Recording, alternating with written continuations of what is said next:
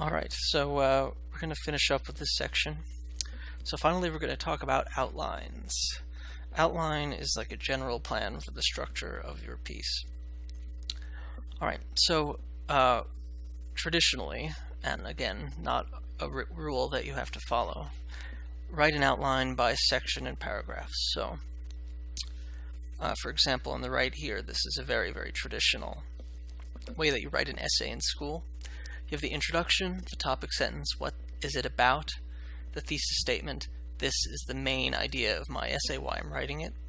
Then in the second section you have your body. Each one is a topic sentence like, this is what this paragraph is going to be about, this is what this paragraph is going to be about, this is what this paragraph is going to be about, and then examples. And then you have your conclusion with a summary, restating the thesis or saying what your idea is, and in our case probably some kind of development. So you have your topic at the beginning, your body is developing your idea or your conflict, and the end you see something new, something that all this development has led to. So usually you just write an outline like this. It's only a guide, but if you've been using the index card method, digital or handwritten, now you have all these cards. So all you really have to do is take the cards, get a board that you can fasten the cards, fix them to the wall, or do it on the floor. Organize your cards however you want. Organize them by theme or quotation, or put all the same color cards together. Make a general outline on another card, okay, like, well, this is the paragraph about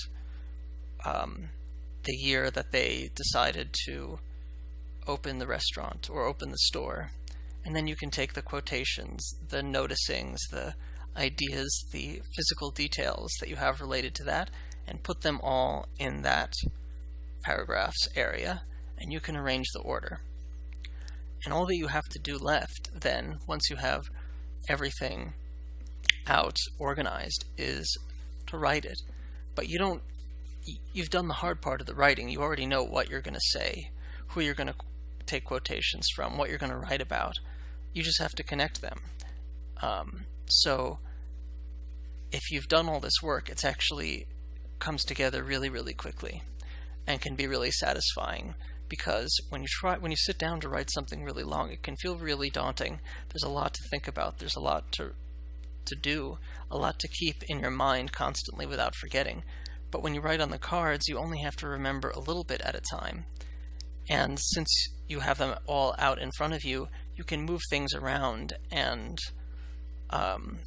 change your mind really easily just by moving one card here or there. And then you have everything you need to do. You just need to sit down and write.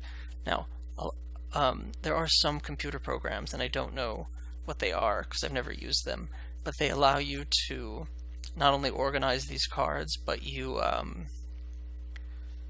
write the actual prose, the prose that you're using, and it's linked to the card. So on the computer, so you organize the cards, and then the program automatically sets up blank spaces for you to write the prose from your notes. I'll have to find out what that's called, but it's pretty useful. So once you have everything, you have your cards, you write what you want to write, you just have to add the transitions to make it all make sense. So an example outline, you might have an introduction. This is happening in a small town. There's a shy writer who decides to move to a big city. So the conflict is small town person, big city. They develop the theme. The writer is talented and finds encouragement, so that's good. The prejudiced idea of the city contrasts against the reality. The character thought one thing was going to happen, but something else happens in the city. Maybe they feel extreme stress because they have to cope or compensate for all of the movement and money and hard life that's in the city. And then it develops further. The writer begins to understand how to live in this environment. And then in the end, maybe now that they've learned how to live in the environment, they grow bored. And in the end, the writer moves back to the small town. So this is totally made up, not based on any one story. I was thinking of kind of similar to the Joan Didion essay, Goodbye to All That, because she does start in a small place, she comes to the city, it's difficult for her, she really loves it, and then through the essay she kind of realizes that the glamour that she saw at first doesn't stay for that long. And it's very clever, and she doesn't move back to a small town, she moves back to California. But if you just had the story, somebody goes to the big city and then moves back to their small town. Somebody from California moves to New York for 10 years and then moves back to California. It's not that interesting. But if you have all the development of how that person changes their mind, every conflict they went through, every hard moment that they had to overcome, it becomes really interesting, really funny, really satisfying to see this transition. I think I really sympathize with that essay, Goodbye to All That, quite a lot. And it's really enjoyable and cathartic to read it and feel what she felt and see it, and it's very moving. So this is something you might write for yourself about your own piece. And then you would have this as an outline, and then kind of lay or put down your index cards or your notes or whatever you have into each point, and organize them this way. Each dot, like 1 dot, 2 dots, so everything about the setting, the small town, you put all the cards about the small town here. All the ideas or quotations or moments that are about boredom, you put them here, and you fill up each section until you have everything filled, and then you just write. Alright, so here we're all done with that. We will have for next week the following things to do.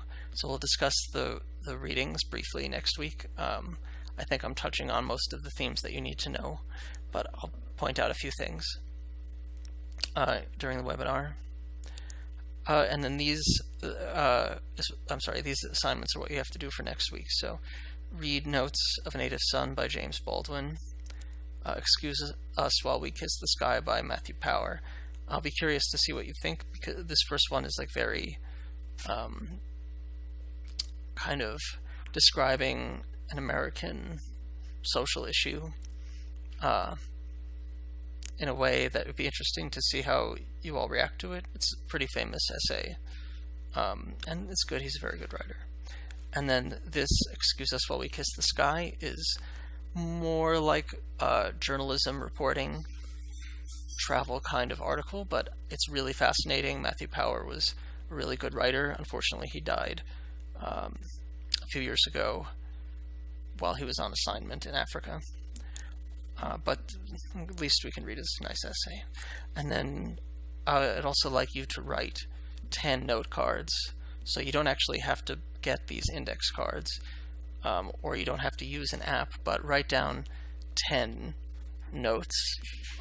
They don't even have to be thematically connected, just 10 things that you think you could use in writing one day, or you could use in something you're already writing. And then we're going to share those online somehow soon. So I hope this has been useful for you. Thanks for paying attention. So I will see all of you next week at the webinar. Thanks. Bye-bye.